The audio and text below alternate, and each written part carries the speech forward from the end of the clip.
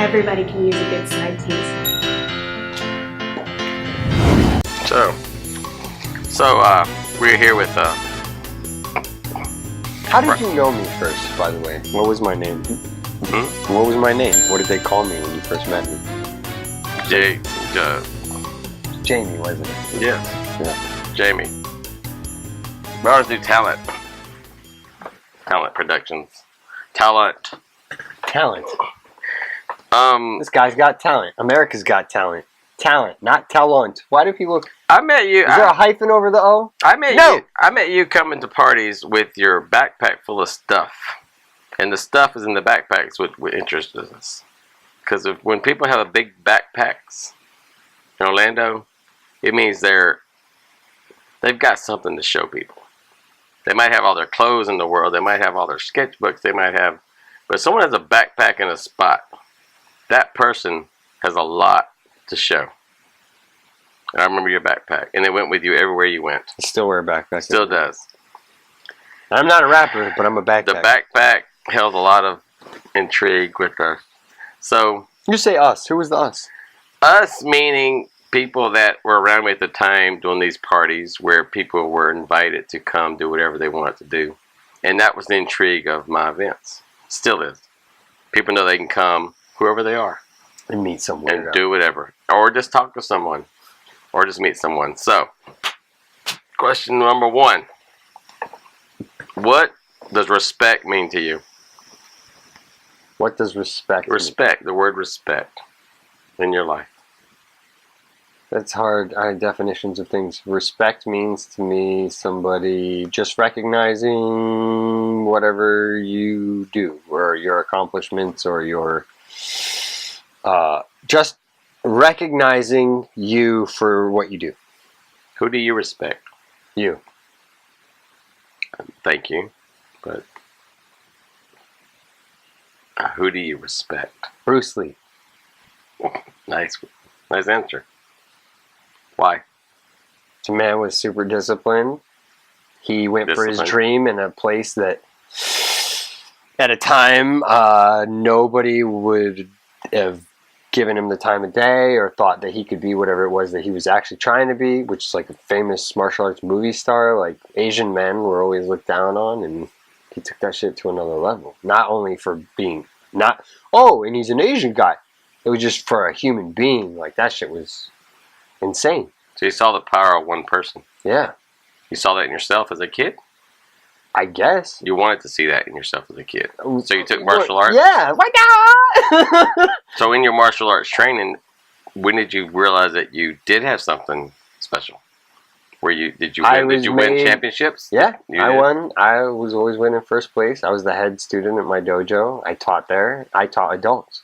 When I was 16 years old, they were calling me Mr. White. Wow.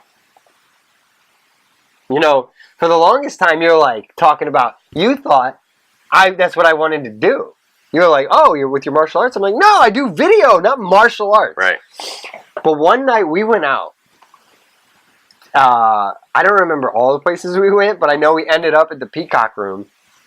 And I was doing like Tai Chi breathing exercises. And you took me to the front of the room. And everybody behind us started doing it. I remember. I met that girl, Amy Simpson, that night. We had everybody Everybody was doing this. Tai Chi. That was nuts. With the music. Yes. Yeah, that was great. Those are things that happen. Yeah. And that was a fantastic night. But see, that's one of those things. It's like a side effect of who I am. Right. I've always done that kind of thing. But I'm not trying to start Tai Chi classes. And right. I don't want to do that. I have no interest in it. So what makes you tick with this creative need or desire? Money. To spotlight. Seriously? No, in one sense. To spotlight other people. Oh, what brings it? No, honestly, what? Bringing all the people to do Connect 4. Why would you want to interview me or anyone else? Yeah. Why would you not just work your job? Be who you do your life, do your creativity. I can't. What part of the community fuels you? What makes you want to interview other people and not get a piece of them, but get a part of their life and share their lives with them? I feel like Because even though like I haven't put out much original content other than this kind of thing, I know I have a lot more coming. I know how long it takes to make something and what goes into it. So I got respect for anybody that actually does any kind of original content, being it like music, actual painting, drawing of any kind. Then you get into like really crazy shit, performance art. Anybody that does fringe shit, I got so much respect for. Yeah. I want to go. Right. I'm scared. I want to do live stuff like that, but I'm afraid of it. Right. I don't have the balls to get on stage. And I want to do stand-up one day, and maybe you guys will see that. Even if it's just a 10-minute set, and I never do any more. I just want to try it once. So I got a lot of respect for that kind of stuff, and I want to try it. So you like seeing people that are in action. Doing whatever it is that they do. Like, because I do what I do, and a lot of people haven't even seen that. Again, a lot of people don't know this. But, like, at my core, I'm a writer-director. All this other stuff is fallout. It's a side effect. It's connecting, too. Yeah, exactly. It's connecting for me to be able to do all these other things.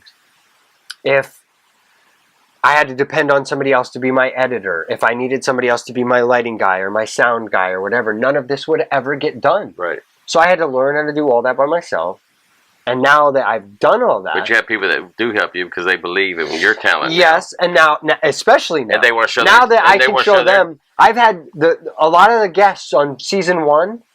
Shout out to every one of you, my AV brothers. I love you. They were the ones. The lights we're using, the mics we're wearing. You know, if it wasn't for these guys, they were the ones who told me, this brand, check this out. Exactly. Yeah. Well, same with my parties I had. We had no microphone stand. We had people holding mics to each other. People bringing sound systems, bringing this, putting it together. Even in a darkened room, I had one time with the Bad Art Show, we had a totally dark room, and within 3 hours, the place was lit up, speakers are brought in, sound system set up, mics going on, and a whole party happening. From a dark room to nothing. So, you're right. What you do... You do your part, and then your best thing is you reach out to the other people and say, you're looking for the other people that do the other things. Now, this is where it gets tricky for me. Because I wish I could work with everybody. Right. But I've been told directly by people, I want to do what you're doing. Now, I don't feel threatened, but I almost feel insulted. You can't do what I'm doing. Only I can do what I'm doing. But there's something positive they see about it. And that what they're doing is asking you to give them a bridge, a hand up. Well, and look, there are times where that is appropriate, and I can. But there are times when somebody's like, they want me to, it's like they want a magician to just reveal all their secrets. Right. As a video editor and all, I spent many years struggling to learn what I learned. I'm not just going to hand it over to you. Now, when I come to that, I will. But I'm not there yet. You're not a teacher yet. No. You're still a student learning, teaching yourself. Yes. You're not the teacher yet. No. And you don't look to me to be your teacher. No. Because you want them to be a student of their own You own go lives. do you. You do you, I'll do me. Yeah. And if they, look. You do you. Yes, you do you, I'll do me, and then we'll meet up one day. And if it's right, then the projects will happen together. But there are people that are happening like that I work with right now. They went through their thing, and now they have something to offer me, and I have something to offer them. So we fit together like a puzzle piece. It's not somebody going, I want to do what you're doing. That's a problem. Right. You need to go occupy your own space then. There can only be one director on a set. Right. Too many Indians, not enough chiefs. Too many cooks in the kitchen. Too many chefs in the kitchen. I said it the wrong way. Because that's the way I think.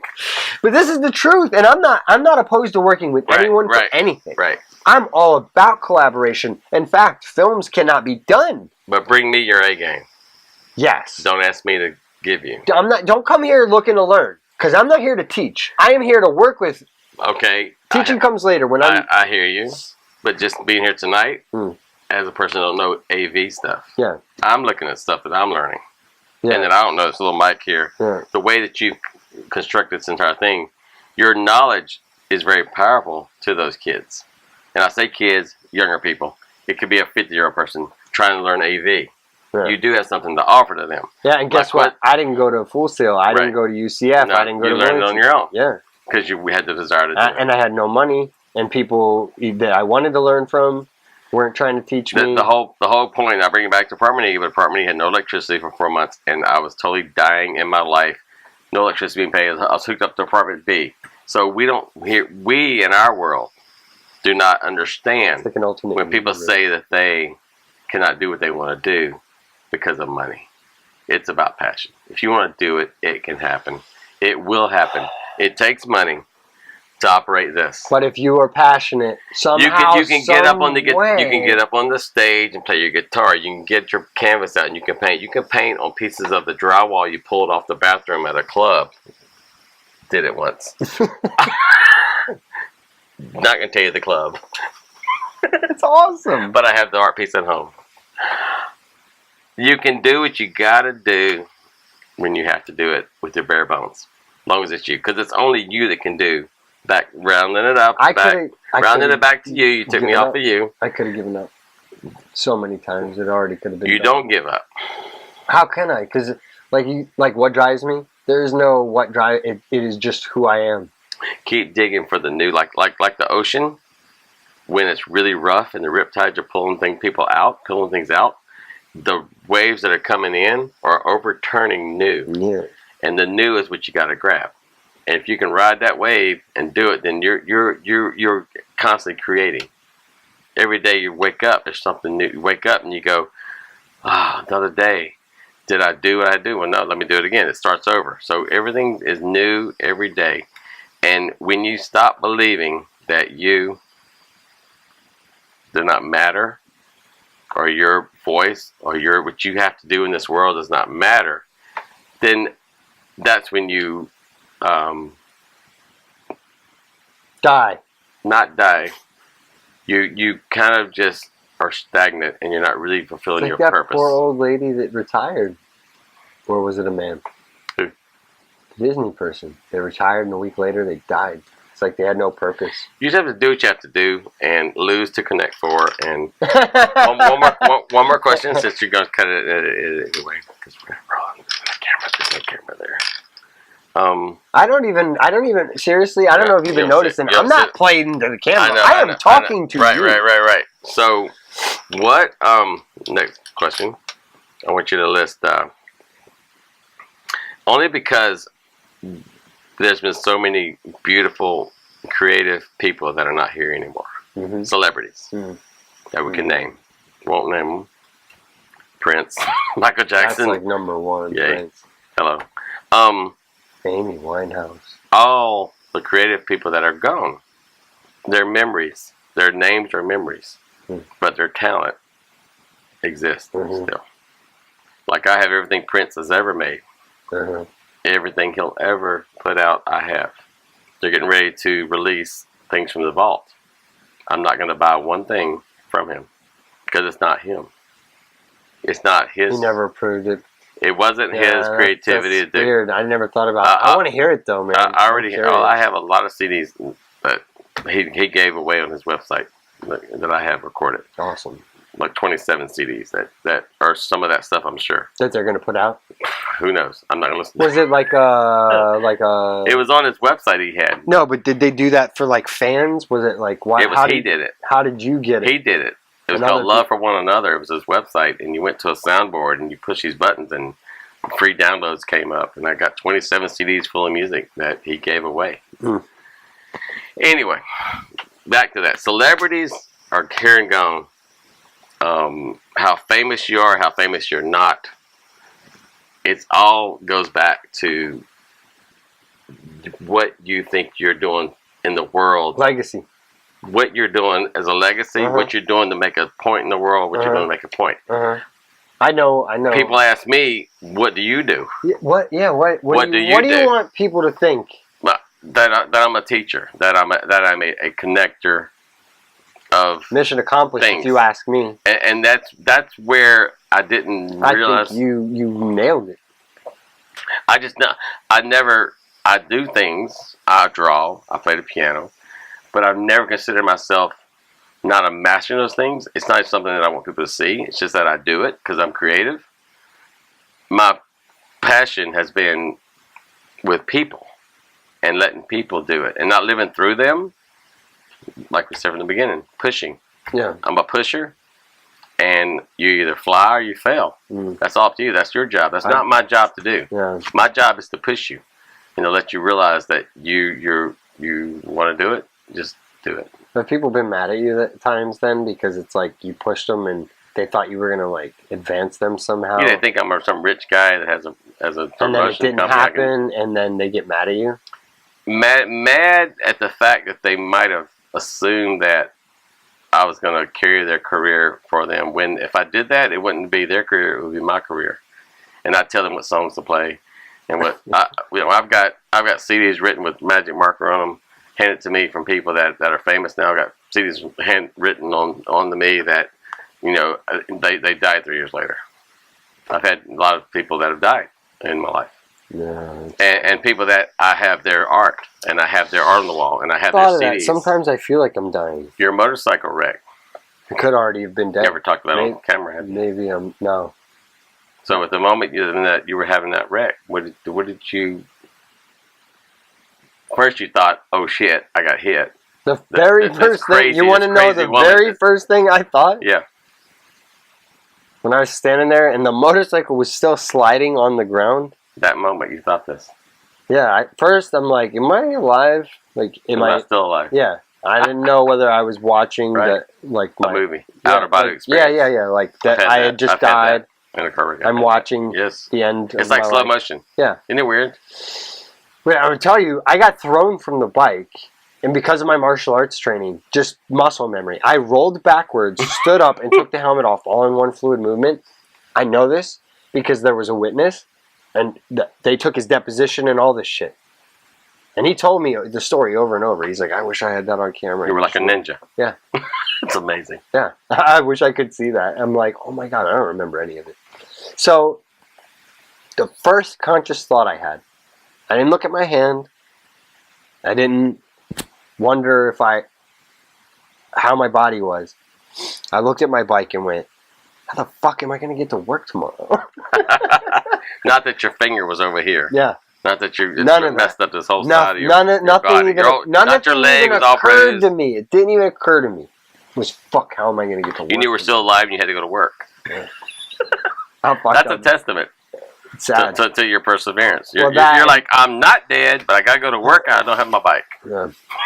And it didn't occur to me that, like, this might do other things, not to mention that my hand might be messed. I mean, I had no idea. No idea at all. So in recovery, sitting there, did you realize different things about your life? Oh, that accident changed my entire everything, my whole existence. Oh. What did you... One, I almost died. Right. That'll change anybody's. You were in the hospital for a while. Like a week. But you had time to think. Yes. About everyone in your lifetime. Everything. And I just won everything. Were you proud of where you were at that moment? I couldn't be anywhere else. This is another thing too. When people like, certain people in my family, I'm not going to name names, but they're like, you didn't have to get a motorcycle. We warned you. We told you this, all this. It's like, actually, no. It couldn't have been any other way. Like, my life... You needed that motorcycle. I did. When I was young, I used to have dreams about riding a bike before I ever rode a motorcycle. It was like I knew I was going to. Like, it was always my destiny. This was always meant to be. Mm-hmm. It's like somebody's like, oh, I'm going to be rich one day. And they just know they are. They know they're going to come into some money, but they don't know how. What if you told them, you're going to come into some money, but you're going to lose your right arm? That's how you're going to get it. They'd be like, no, thanks. I don't think I want to do that. I think anything that you go through in your life that's weird like that, there's a reason you don't know your future. Because if you did, you'd avoid it. And then it wouldn't happen. Everything has to happen for a reason. Life is like, everything is perfect. It's like the screenplay's been written and now we're on the stage acting it out. It's kind of how I feel about it. So, what happened to me immediately after the accident happened is I fell into a depression. Because I realized and they told me that even with therapy, my hand will never be the same. I'm not gonna. Like, all right. So for you guys at home, this doesn't look like much. Everything looks probably normal to you. I'm not gonna do a focus. You can watch my documentary, Journey to the Core. Watch that documentary and you guys will see I show very well what happened to my hands. And that's a good intro to that documentary. yeah, awesome. But you guys will see, like, that there's a huge thing that happened, and like Frankie said, I'm a martial artist. I'm not out there teaching. I don't want to teach, but I did martial arts my whole life. I mean, even when I knew you, I was teaching out of my garage. I had a dojo. Yeah. And not being able to close your hand all the way or do this or that with it, you're like, I'm crippled. Like, there are things I can no longer do. Right. My whole life is different. But your willpower inside was still there. Not at first. Not only did that happen, but anytime I was in a car with somebody, if somebody was pulling up to like a stop sign, I'd do this. Yeah. It's like, ugh! Like, I felt like I'm gonna die. Of course. Everywhere we're in death machines out there every day. Yeah. But you don't realize it until you've been punched by a car. Right. Amazing. You don't know until you've literally been punched by a car. I'm not talking being in an accident you're in a car or a truck and you got a frame around you. Motorcycle versus car. Yeah. I mean, I'm sorry, body versus car. Yeah. Yeah. Because I'm on the motorcycle. I protected the motorcycle. Your arm is the fender and your hands were the bumper.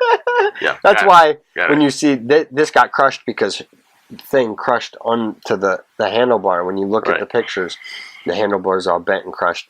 It broke all the bones in my fingers. Wow. Because it just crunched in between the handlebar and the car. Amazing. And then snapped away enough that it threw me from the bike. Wow. And where we were at on Colonial, if I wasn't in the far right-hand lane, like let's say I was in the middle lane, I would have been thrown onto the street and then run over by the people behind us. You were all the way over. I was all the way on the right lane, so I was thrown into...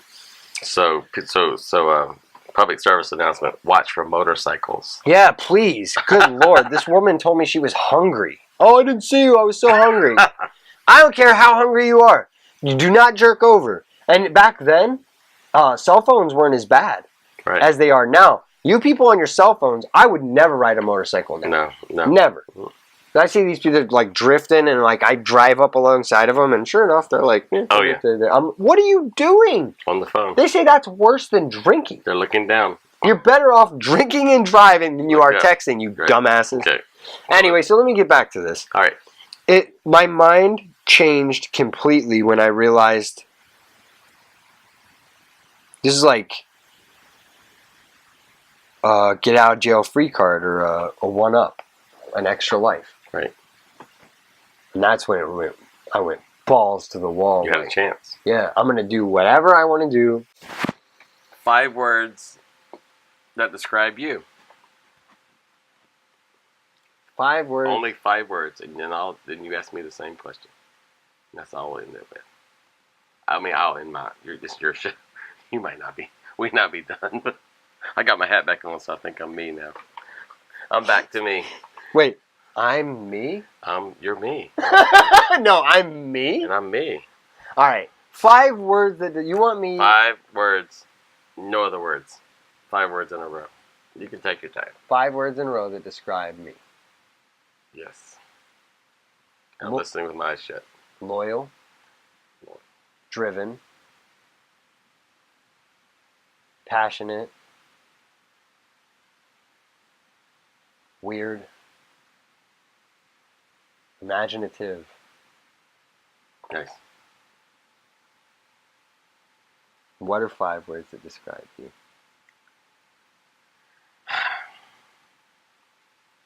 That's 1. 2. Weak. Never been asked that question. I've asked everyone asked that question for 20 years now. Now you need to look in the mirror. Yeah.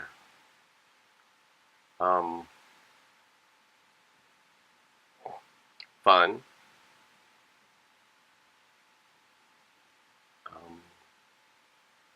It's pretty hard. I can't say that. You can say whatever. Caring.